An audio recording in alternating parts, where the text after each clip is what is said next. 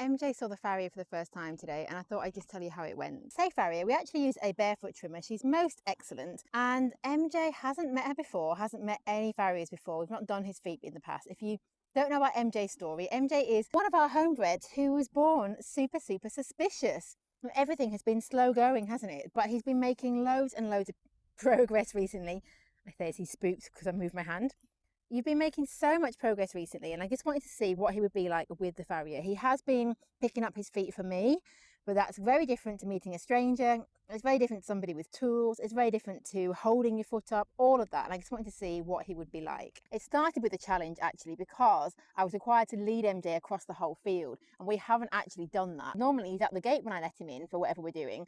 I didn't think about that, but he led across the field pretty well. Doesn't sound like a big deal to most people, but it's quite a big deal for MJ. You are actually biting my feet. And then he realised there was somebody else in the yard. And then we had our first kind of spook and escape attempt that we'd had for so long. We haven't had one of those for ages. And I did wonder how it would go, because he used to be at the point where if you had him on the lead rope, on the head collar, and he spooked and freaked, you couldn't hold on to him. He was gone. That was that. Even on a lunge line, he was gone. And he freaked a bit today, and he wanted to run, like he backed off and ran sort of as far as he could and was trying to get away. And then he paused, and he came back down from his panic, and he came back to me, and he did it maybe 2 or 3 times, but he came back to me each time. Like he brought himself back down mentally, came back to the room and kind of coped with it. So although I didn't want him to feel that kind of panic again and want that sort of need to escape, I'm taking it as a big plus that he did it and he managed his emotions and he came back down from it and sort of was reassured by my presence rather than needing to get away. I don't know. I felt like it actually, yes, you're very close. Felt like it was almost a positive that he went through that and managed it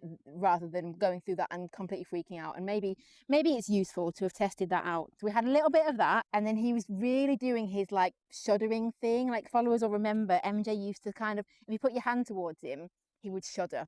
Not like you. You were born very different. He just came out like that. He was really like moving away from the trimmer, like he didn't want her to touch him. Very like eyes on stalks, very tense. But she was brilliant with him. She was like super quiet, really calm. Of course we use pony nuts because that works for MJ. At one point I was going to let him go so I can go inside and get some more pony nuts, and she said, oh, I'll just hold him. And I was like, oh, I don't want him to like freak and try to get away from her and then panic himself because he can't get away from this stranger. And when I came back, they were having a chat. He was like giving her a sniffing her arm, working out that actually she wasn't that bad. She was just being super quiet with him. Can I use you as shade for my eyes? That's helpful, thank you. And then gradually she did, a little bit of just touching, a little bit of scratching, rewarding him when he stopped moving away from her, that kind of thing. Just very sensible horsemanship until he was calmed quite down. He was taking pony nuts out of her hand, pony nuts for the win.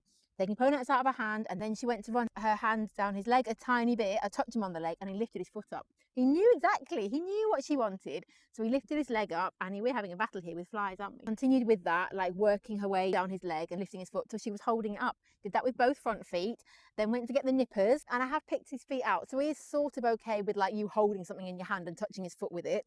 But that's me. This is a stranger to him.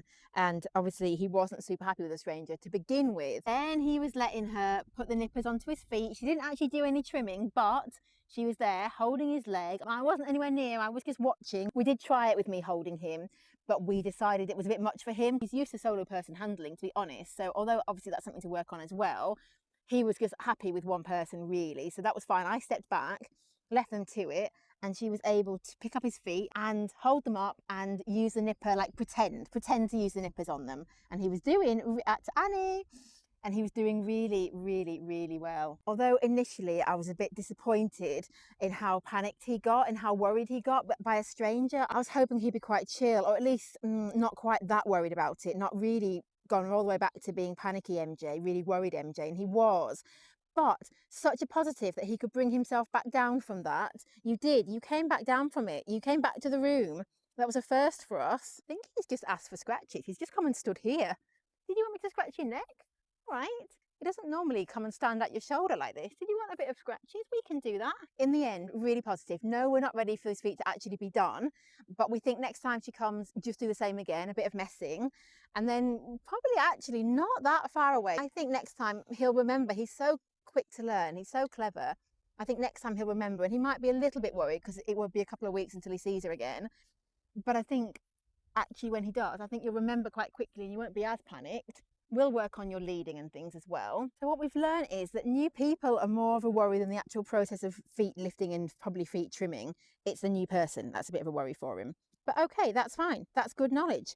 We just need lots of people to come and meet him. So maybe that's what we need to do. Set up an MJ meet and greet until he gets so used to meeting new people that it doesn't worry him at all. He really has come on leaps and bounds. You know, we used to get to the point when he panicked, we couldn't hold on to him, he was gone.